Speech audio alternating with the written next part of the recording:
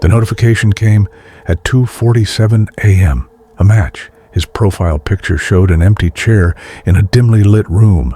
No face, just the chair, wooden, old, the kind you'd find in a basement that hasn't been opened in decades. And beneath it, one word, found you. That's when I realized I never swiped right on him. He swiped right on me, from inside my blocked list, 3 months after I reported him. The same profile I watched get deleted twice, but there he was, back, waiting, like he never left. There are over 3 billion swipes happening every single day. 3 billion moments where strangers become possibilities, where a simple photo and a few words can lead to coffee, conversation, maybe something more, or something far worse. Most matches fade into nothing. Awkward small talk that dies after a day or two. Messages left unread. Connections that dissolve like sugar in water. But some matches, they don't fade. They follow. They watch. They wait. And they find ways in that you never saw coming. Through your photos, through your patterns, through the spaces between what you share and what you think you're hiding. What I'm about to share with you are 7 encounters that started with a simple swipe. 7 stories where the person on the other side of the screen wasn't looking for love or connection or even a casual night out. They were looking for something else entirely, something darker, something that required patience, planning, access. These accounts come from police reports, victim testimonies, and confessions that should have stayed buried in case files and therapy sessions. But they didn't, because some stories refuse to stay silent. Some stories claw their way out, and once you hear them, they never quite leave you. The first match seemed perfect, too perfect, like someone had studied what perfect looked like and built a profile around it. Sarah was 26, working late shifts as a nurse in Portland, Oregon. The exhaustion made her lonely. The loneliness made her open the app, scrolling through faces at 3 a.m, half asleep, thumb moving on autopilot. That's when she saw him. His name was Marcus, 32, software engineer. His photos showed a clean apartment with plants on the windowsill, a golden retriever sleeping on a leather couch, hiking trips in the Cascades with mountain peaks sharp against blue skies. His bio was simple, almost vulnerable, looking for something real in a world of filters. No shirtless mirror selfies, no gym poses, no red flags she could see, just normal, safe. They matched on a Tuesday night in October 2021. The rain was starting, that Pacific Northwest rain that feels like the sky is exhaling sadness. The messages started normal. Good morning texts that came exactly when her alarm went off. Questions about her day that felt genuine, like he actually cared about the answer. He remembered small details from previous conversations, the name of her favorite coffee shop on Burnside, the fact that she always ordered an extra shot on Mondays, the street where she usually parked during night shifts because the hospital garage filled up by 10 p.m., the podcast she mentioned once in passing. She thought it was attentive, romantic even, the kind of attention that made her feel seen in a way she hadn't felt in years, until the 4th day. That's when he mentioned the blue scrubs, the ones she wore on Wednesday. She stopped mid-text, read his message again. I bet you look great in those blue scrubs.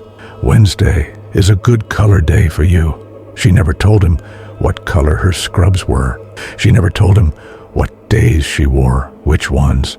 The hospital had 5 different colors rotating through the week, and she'd never posted photos in her uniform, never mentioned it beyond saying she worked in healthcare. Her hands went cold, the kind of cold that starts in your fingertips and spreads up your arms like frost creeping across a windshield. Before you swipe into the darkness with us, hit that subscribe button and turn on notifications, because here at Forbidden Visions, every story leaves a different shadow on those who listen.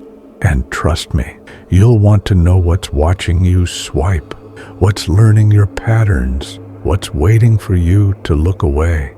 Sarah stopped replying, blocked him immediately, changed her routine the next day, started parking 3 blocks away in a different neighborhood, even though it meant walking through poorly lit streets, took different routes to the hospital entrance, varied her break times, basic security measures, things they teach you when someone starts showing up in places they shouldn't.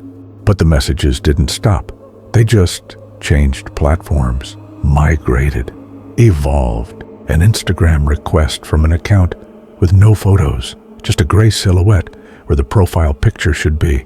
Username, MCSU2021. A Facebook message from a profile created that same day. One friend, no photos, no history. A LinkedIn connection request with her exact job title, her hospital, her shift schedule listed in the work experience section. Information she never made public.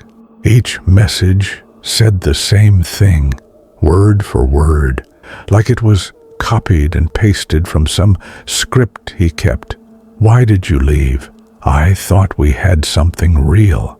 I thought you wanted something real too. She reported everything, changed her privacy settings to maximum, made new accounts. But he kept finding her, like he had some kind of map to her digital footprint, like he could see the shape of her life from above. That's when she found the AirTag hidden inside the lining of her work bag, tucked into a small tear in the fabric that she didn't remember being there, placed there the night they matched. He was never looking at her photos. He was already watching her, in person, for weeks, maybe longer. The app was just his way of saying hello, his way of letting her know that he'd been there all along, waiting for her to notice, waiting for her to swipe right on what she thought was a choice. But it wasn't a choice. It was an inevitability, because he'd already decided, already planned, already been inside her car, her space, her life. The police took the AirTag, filed a report, told her there wasn't much they could do unless he made direct contact or threatened her, told her to be careful, to stay aware. Generic advice that felt like cold comfort. She moved apartments 2 months later, never used dating apps again. But sometimes, late at night, when she's walking to her car after a shift, she still checks her bag, still looks over her shoulder, still wonders if that stranger across the street is just another face in the crowd, or if he's still watching, still tracking, still waiting for her to stop being careful. The second story comes from a college town in Michigan, November 2022, the kind of place where everyone knows everyone and strangers stick out like ink stains on white paper. His name was Tyler, 23, film student, lived in a studio apartment above a laundromat where the smell of detergent seeped through the floorboards and made everything smell clean, even when it wasn't. He matched with a girl named Emma on a Friday night. Her profile was artistic, moody photos taken in golden hour light, black and white shots of empty streets and coffee cups, the kind of aesthetic that film students fall for because it feels deep. Her bio said, "Let's talk about movies no one's seen." They talked for hours, shared music, laughed at the same obscure directors. She knew about Tarkovsky, about Wong Kar-wai, about the French New Wave films that he thought only he and his professors cared about. She matched his energy perfectly, every reference, every joke, like she'd studied what he liked and become it. They messaged until 4 a.m. By Saturday, he felt like he'd known her for months.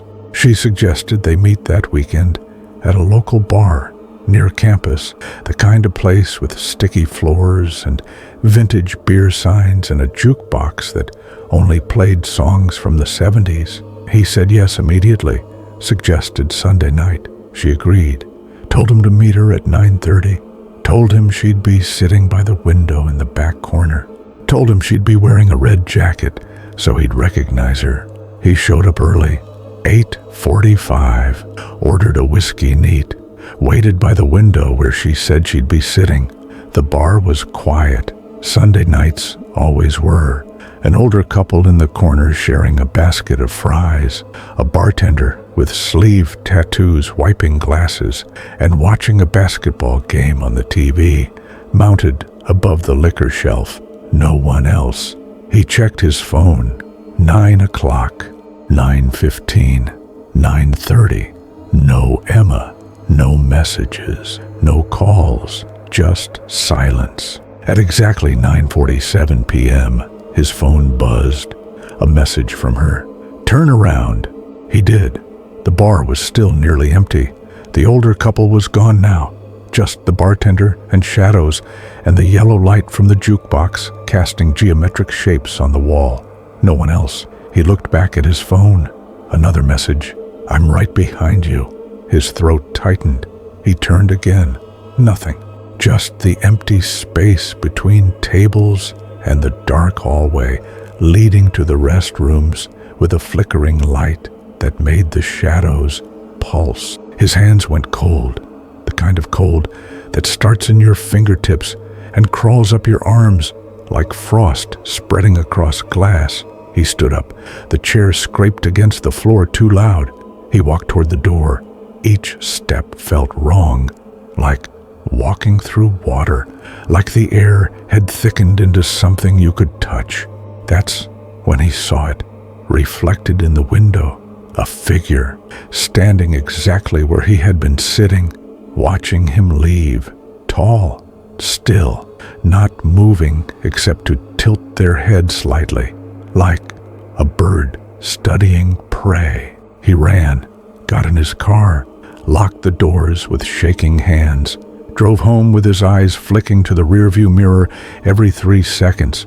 His heart was beating so hard he could feel it in his jaw.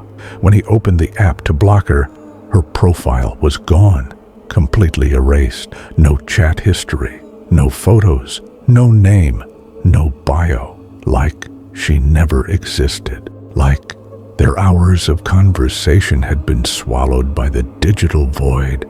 But his camera roll told a different story, because when he scrolled back through his photos from that night, there she was, standing in the background of a selfie he took while waiting at 8:52 p.m., a blurred face behind the window, outside the bar, watching him sit down, watching him order his drink, watching him check his phone. The photo was taken 10 minutes before they matched, 10 minutes before their conversation even started, which meant she was already there, already watching. The app wasn't how she found him. It was how she introduced herself. He deleted all his apps, changed his number, failed 2 classes that semester because he couldn't focus, couldn't sleep, kept seeing that figure in reflections, in windows, in mirrors, always behind him, always watching. The police said there was nothing they could do, no threats, no contact, just a deleted profile and a blurry photo that could be anyone, could be explained away as coincidence, as paranoia, as a film student with an overactive imagination. But Tyler knows what he saw, and he never went back to that bar, never sat by windows at night, never matched with anyone whose profile felt too perfect, too curated, too much like they'd studied who he was and become exactly what he wanted. The third encounter happened in August 2020, Phoenix, Arizona. The heat that summer was unbearable, the kind of heat that makes the asphalt shimmer like water and turns car interiors into ovens. Rebecca, 29, worked as a graphic designer from home, The isolation of lockdown made her lonely, made her open apps she'd deleted 6 months prior. She matched with someone who called himself David. His profile was normal, safe. Photos of him at a hiking trail she recognized, sunglasses and a smile that seemed genuine. Dog in one photo, nephew in another. Bio, just looking for a good conversation and better coffee. Nothing flashy, nothing that screamed danger. He was charming in that easy way that doesn't feel forced, made her laugh with dumb jokes about client meetings and deadlines. They video chatted twice before meeting, both times during daylight. Both times he was in what looked like a home office with bookshelves behind him. Everything checked out. He suggested dinner at a restaurant she loved, a small Italian place in Tempe that she'd mentioned casually during their second call. Wood-fired pizza, candlelit tables, the kind of place that felt safe and public.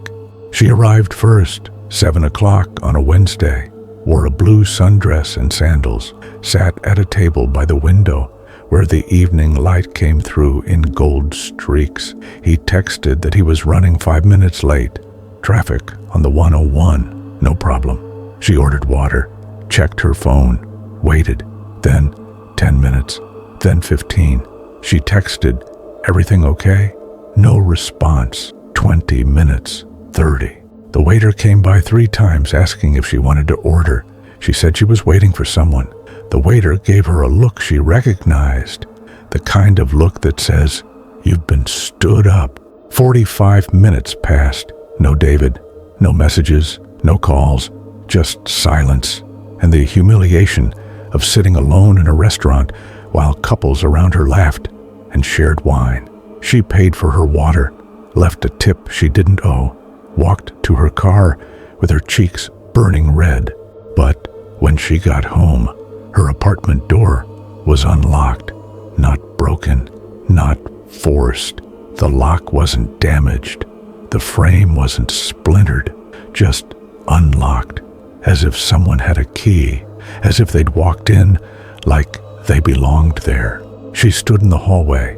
The air conditioning hummed. The lights were off inside. She could see the shape of her living room through the crack in the door. Everything looked still, but she knew immediately that something was wrong.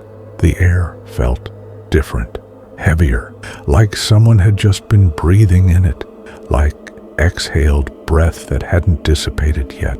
She pushed the door open, reached for the light switch. Her hand was shaking. The lights came on. Everything looked normal. Couch where it should be, TV off, coffee table clean, mail on the counter where she left it, until she saw the dining table, a plate of food, still warm, steam rising from pasta with red sauce, garlic bread on the side, a glass of red wine, napkin folded, fork and knife placed just so. The exact meal she ordered when she went to that restaurant alone 3 weeks ago, before she re-downloaded the app, before David existed, before any of this started. Her legs went weak. She grabbed the counter to steady herself. The room tilted. She called the police, stood outside on the breezeway until they arrived. 2 officers, young, professional. They searched the apartment, found nothing stolen, no signs of forced entry, no fingerprints on the plate or the wine glass, just the food and a note under the plate, handwritten in red ink on white paper, neat cursive that looked almost feminine. "You looked beautiful that night. I wanted to make it again for you. I wanted to do it right this time. I'm sorry I made you wait." The officers took photos, filed a report, asked if she had any ex-boyfriends, any former roommates, anyone who might have a key. She said no, moved out 2 weeks later, broke her lease, lost the deposit, didn't care, because she couldn't stay in a place where someone had been inside, where someone had cooked her dinner, where someone had watched her enough to know what she ordered, where she ate, what she wore when she was alone. She never found out who David was, never got a real name. The police traced the number to a burner phone. Dead end. The video calls were routed through a VPN. Another dead end. The profile photos were real, but belonged to someone else, a teacher in Colorado, who had no idea his pictures were being used, who'd never heard of David or Rebecca or Phoenix. But somewhere out there, someone has a key to her old apartment, someone who knows her favorite restaurant, her favorite meal, someone who's probably moved on to someone else by now, someone else who thinks they're just having dinner, just swiping on an app, just meeting someone normal and safe. Drop a comment below if you've ever felt watched through your screen, because sometimes the person on the other side isn't just looking at your photos, they're studying you, learning you, preparing for you. The fourth story involves a match that never ended, that couldn't end, no matter how many times it was blocked or deleted or reported. Daniel, 34, lived in Brooklyn, New York, February 2023. He swiped right on a woman named Lily. Her photos were elegant, minimal, artistic shots in black and white. No face, just silhouettes, shadows, hands holding wine glasses in empty rooms, fingers tracing the spine of a book, a profile from behind standing in front of a window with rain streaming down the glass. Her bio read, "I only exist at night." He thought it was poetic, mysterious, the kind of profile that felt like it belonged to someone who read Poe and listened to Portishead. They matched at 11:34 p.m. on a Sunday. He was lying in bed scrolling, couldn't sleep. She messaged first, always a green flag. "Do you believe in second chances?" He didn't know what she meant, figured it was philosophical, abstract. Said yes anyway. They talked until 3 in the morning. She never answered his questions directly, always replied with more questions. "Where do you live? What do you fear? Have you ever hurt someone you loved? Do you believe in fate? Do you think some people are meant to meet?" The conversation felt wrong, but he couldn't stop, like falling downstairs in the dark, unable to grab onto anything. Each message pulled him further, deeper. When he finally said goodnight, exhausted and confused, she replied, "You'll dream of me tonight." Everyone does. He did. A nightmare so vivid, he woke up gasping at 4:17 a.m., sheets soaked with sweat, heart hammering. In the dream, he was standing in his apartment, but it wasn't his apartment. The walls were older, peeling wallpaper with floral patterns, the furniture different, Victorian, heavy, dark wood, and Lily was there, sitting in a chair by the window, not moving, just staring at him. Her face was visible for the first time, pale, beautiful, in a way that felt wrong, like marble, like death. When he woke up, his phone screen was on, glowing in the darkness, open to their chat. A new message sent at 4:09 a.m. while he was sleeping. "I was there too. Did you see me? Did you see what I showed you?" He blocked her immediately, hands shaking, deleted the app, deleted the chat history, emptied the trash. But that night, the dream came back, the same apartment, the same woman, always watching, and the night after, and every night for 2 weeks, the same dream, getting longer each time, more detailed, until the 15th night. That's when he saw the photo on the wall in the dream, a framed black and white picture. He walked closer. It was his apartment, his real apartment, his actual bedroom, taken from outside his window, 4th floor, fire escape visible in the reflection, and in the glass, Lily, standing behind him in the dream, watching him look at the photo of himself. He moved out 3 days later, broke his lease, lost 2 months' rent, didn't care, stayed with a friend in Queens, never went back. The landlord told him something strange when he turned in his keys, asked if he'd felt anything unusual in the apartment, said the previous tenant, a woman in her 30s, had died there, suicide. They found her in the chair by the window, February 2022, exactly 1 year before Daniel moved in. Her phone was open when they found her, battery almost dead, a dating app still running. Her last message, sent 3 minutes before she died, visible on the screen.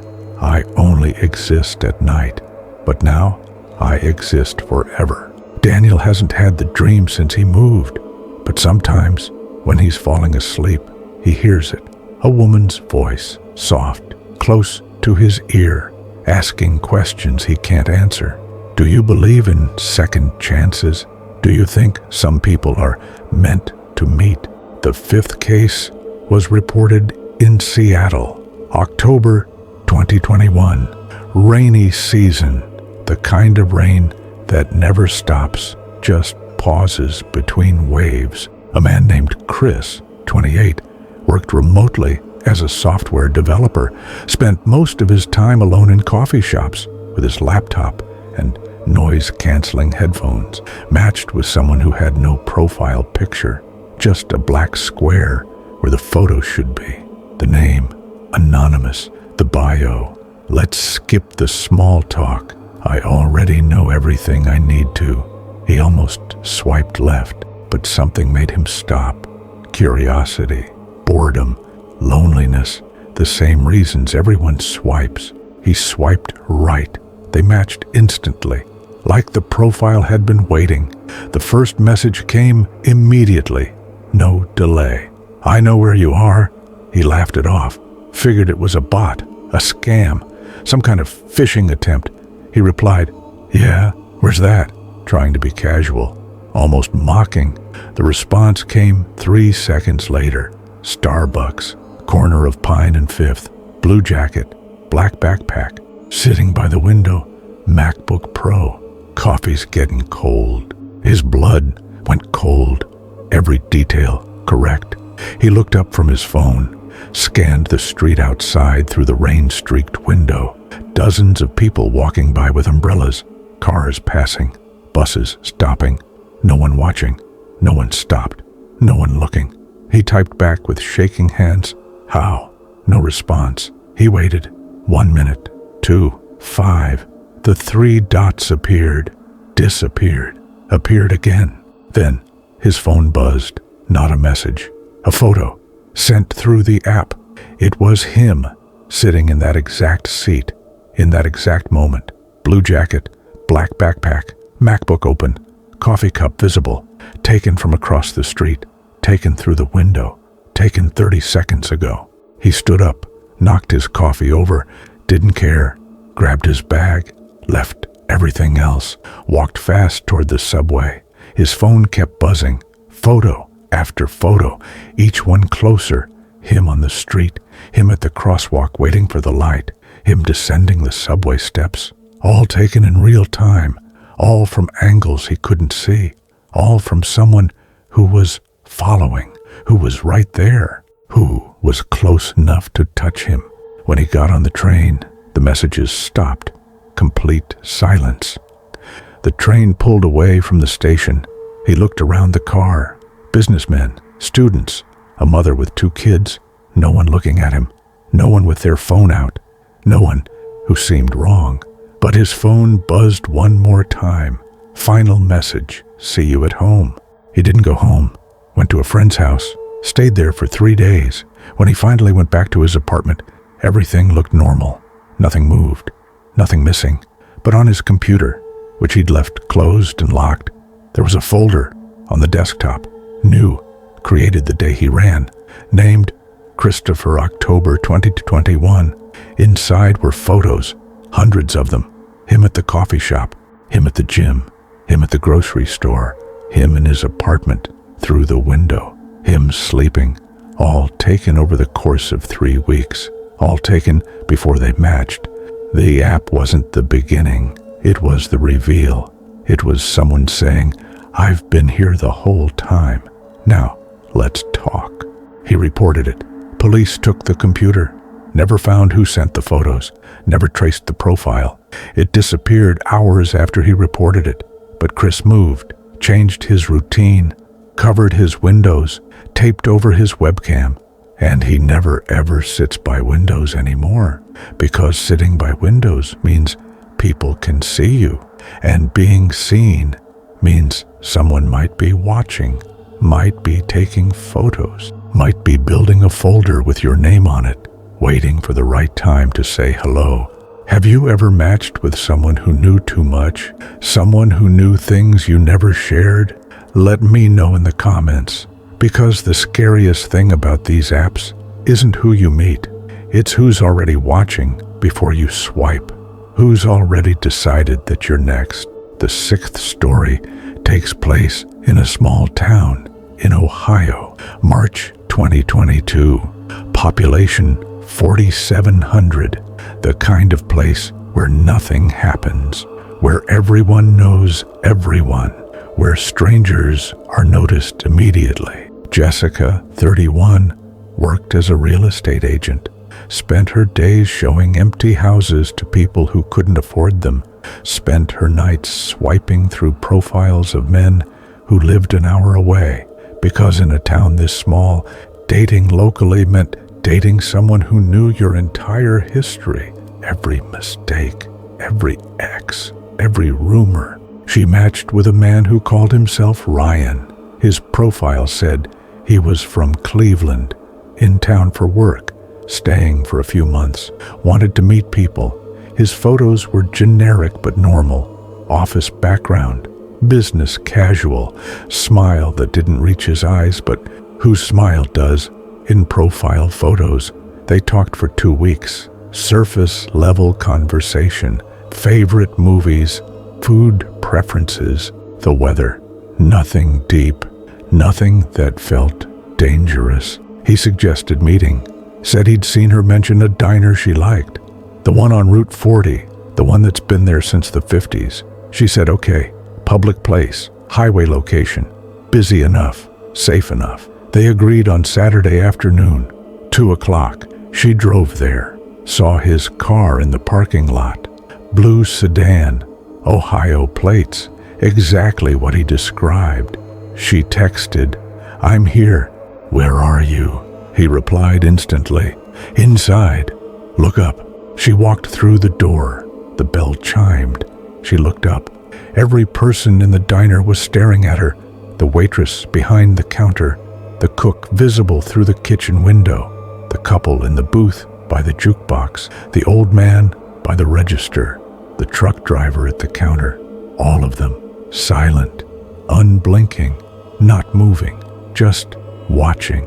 Their eyes followed her, synchronized, like they were connected, like they were one thing wearing multiple faces. She felt her stomach drop. Her legs went weak. The air felt thick, wrong, like walking into a room where the temperature doesn't match reality. She backed toward the door, slowly. Her hand fumbled for the handle behind her. That's when her phone buzzed. Another message. They're with me. Say hello to Jessica. She came to meet me. Isn't that nice? She ran, threw herself through the door, got in her car, locked every door. Her hand shook so badly she could barely start the engine, dropped the keys, picked them up, started the car. As she pulled out of the parking lot, she looked back in the rearview mirror. Every single person was standing outside now, in a line, shoulder to shoulder, still watching, still silent, not waving, not moving, just staring as she drove away. She drove home and never opened the app again, deleted it, deleted her account, changed her number. But 2 weeks later, she received a package, no return address, brown paper, twine tied in a bow. Inside was a photo, taken from behind her car, the night she drove away from the diner, her license plate visible, her silhouette visible through the back window, and written on the back in black marker, neat handwriting, we know where you went next. We're very good at finding people. We've been doing it for a long time. The police investigated. The diner was real, open for business, but when they checked the security footage from that day, the camera was turned off, For exactly the 47 minutes she was there, from the moment she pulled into the parking lot until 5 minutes after she left. And when they interviewed the staff, the couple, the truck driver, the old man, none of them worked there. None of them were customers that day. The actual staff said they were in the back during that time, said the diner was completely empty, said no one came in at 2 o'clock, said Jessica must have been mistaken, must have gotten the time wrong, must have imagined it. But Jessica knows what she saw, and she still gets packages sometimes, always unmarked, always photos, her at the grocery store, her showing houses, her walking her dog. Someone is still watching, still following, still sending proof that they're there, that they never stopped. The seventh and final story is the one that made me stop swiping altogether. The one that made me realize that the algorithms don't just connect strangers. Sometimes they connect people who were never meant to meet, people who've been watching for years, waiting for a technology to give them an excuse. It comes from Austin, Texas, December the 2023. A woman named Claire, 35, lived alone in a condo downtown, worked in marketing, traveled for work, had a normal life, a safe life. She matched with someone whose profile seemed normal, generic even. His name was Michael. Standard photos, office background, glasses, smile that didn't quite reach his eyes but looked harmless, forgettable. They chatted for a few days. Nothing deep, nothing memorable. Surface-level questions about work and hobbies, favorite music, weekend plans. Then he asked something that made her pause. "Do you remember me?" She said no, asked what he meant, laughed it off as a weird pickup line. He replied, "Check your photos, June 14th, 2019. I've been waiting to match with you for a very long time." She scrolled back. 4 years of photos, birthday parties, vacations to Colorado, random nights out with coworkers, concerts, brunches, and then she found it. A group photo at a bar, her friends laughing, drinks on the table, someone's birthday, balloons in the background, and in the far corner, blurred but visible, a man standing alone by the wall, not drinking, not talking, just staring, directly at the camera, directly at her. She zoomed in. Her chest tightened. Her hands went numb. It was him, Michael. Same glasses, same face, same expression. 4 years ago, before she ever joined the app, before his profile existed, before he sent her a message. But he was already there, in her photo, in her life, watching, waiting for the algorithm to finally connect them, for technology to give him permission to say hello.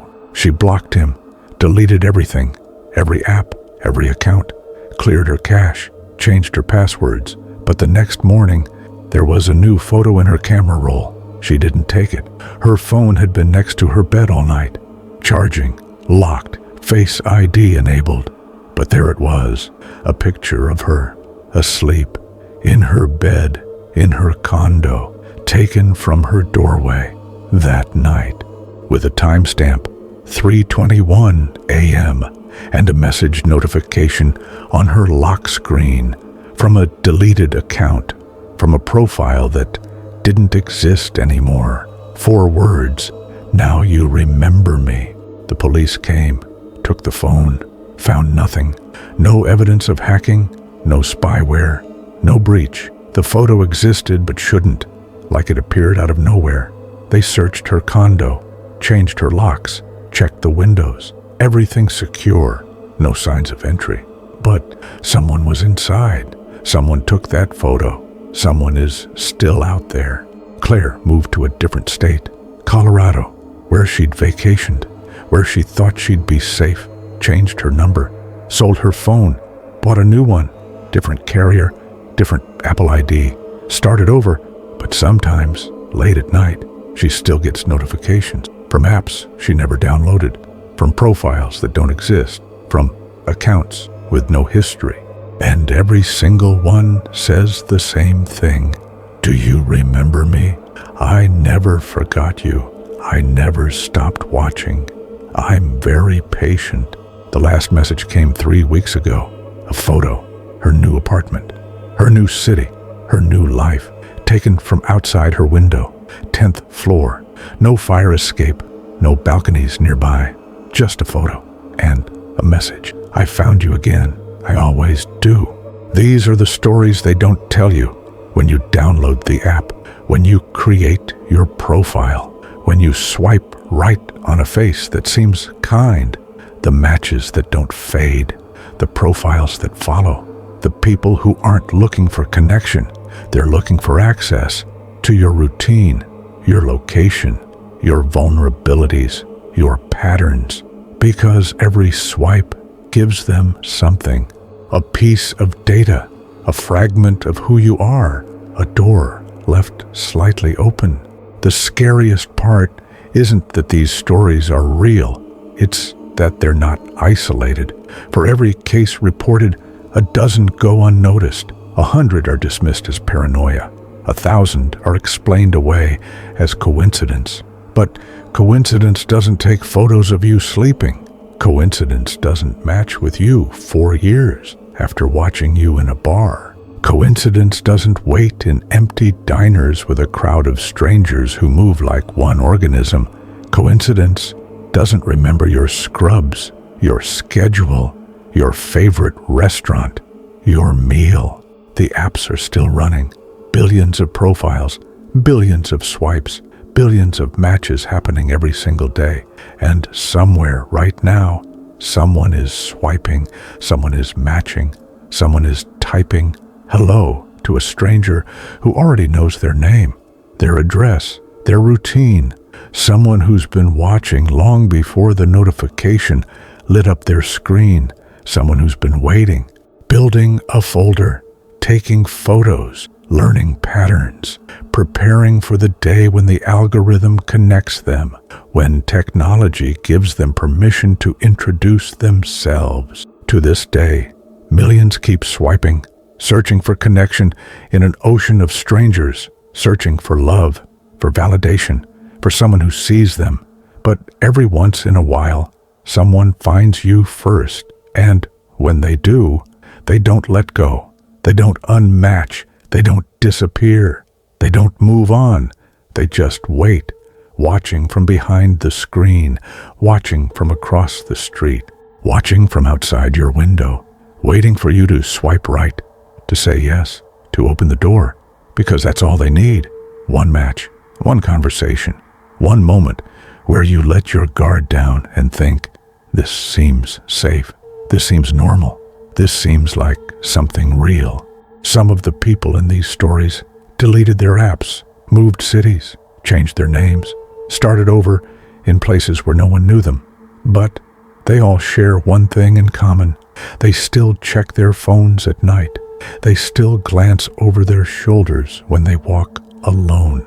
They still cover their windows. They still wonder if that person walking behind them on the street is just another stranger, or if they've seen that face before, in a profile, in a photo, in a reflection standing right behind them, in the background of their life, waiting to step forward. If this story made you delete your apps, hit that like button and subscribe to Forbidden Visions, because here we don't just tell you what to fear, we show you what's already watching, what's already learning you, what's already building a map of your life while you sleep. And trust me, it's closer than you think. It's in your pocket. It's in your photos. It's in the algorithm. It's in the way you swipe without thinking, the way you trust a profile picture, the way you believe that someone asking questions is just being interested.